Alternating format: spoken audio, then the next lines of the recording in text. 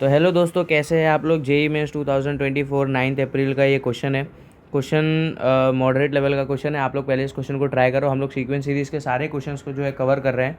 तो हमारे चैनल को जो है आप सब्सक्राइब करो ताकि लेटेस्ट नोटिफिकेशन आप तक पहुँचे। और जितने भी टॉप हॉट क्वेश्चंस हैं जेई मेंस के, वो हम लोग जो है अपने यूट्यूब चैनल पर डालते हैं, तो आप उनके सोल्यूशंस को ज़रूर देखें। अच्छा, तो भैया इस क्वेश्चन में आपको क्या बोल रहा है। इस क्वेश्चन में आपको बोल रहा है the sum of the series this is equal to 5 then 50D। They are asking you 50D की वैल्यू क्या होनी चाहिए। ठीक है, तो इस पूरे की सम है ना। अच्छा, तो कैसे है। तो भैया देखो, समझदार आदमी क्या करेगा, पहले तो इसको आप एक काम करो, S is equal to 1/1 + D। एकदम इज्जत से लिख दो 1/1 + D इंटू 1 + 2D। ठीक है। अच्छा, आपको एक चीज़ बनता हुआ दिख रहा है क्या। क्या आपको अगर एक चीज़ देखेंगे तो जो दोनों ब्रैकेट्स हैं, जैसे ये वाला ब्रैकेट है, ये वाला ब्रैकेट है, ये वाला ब्रैकेट है, और यहाँ पर 1 है ना, तो ये दोनों का अगर आप डिफरेंस निकालेंगे ना, जैसे पहले का अगर मैं 1 - D - 1, ठीक है ना, ये एक ब्रैकेट है, ये एक ब्रैकेट है, इसकी वैल्यू आ गई D।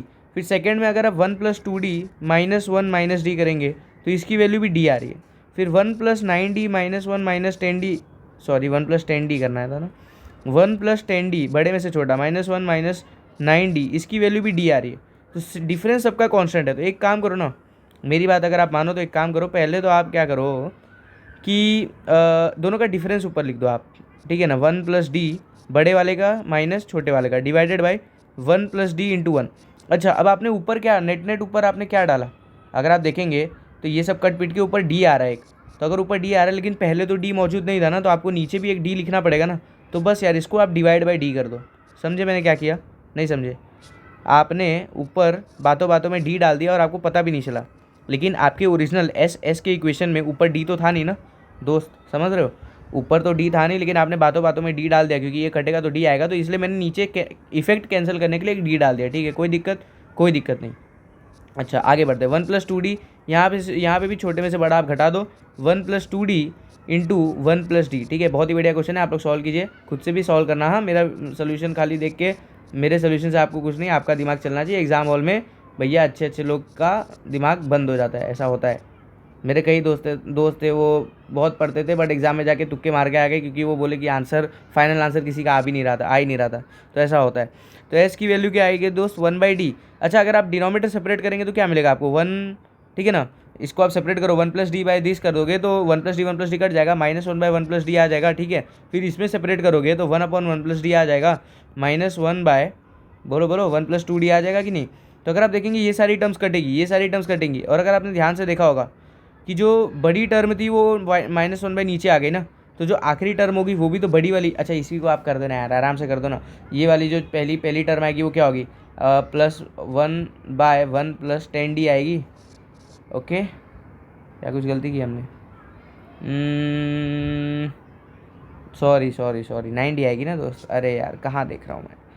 ये 10D वाली पहले टर्म से कटेगी, और 9D आएगी -1/1 + 10D, ऐसे आपको जो है आ जाएगा। ये टर्म इसके पहले वाले से कटेगा, और इस सम की वैल्यू देखो ना, आपको क्या बोला है, इधर बोला है ना, आपको साफ शब्दों में बोला है कि सम जो है वो इसका 5 आ रहा है। तो दोस्तों वही बस सम आप 5 के बराबर कर दो ना, इसको आप 5 के बराबर कर दो।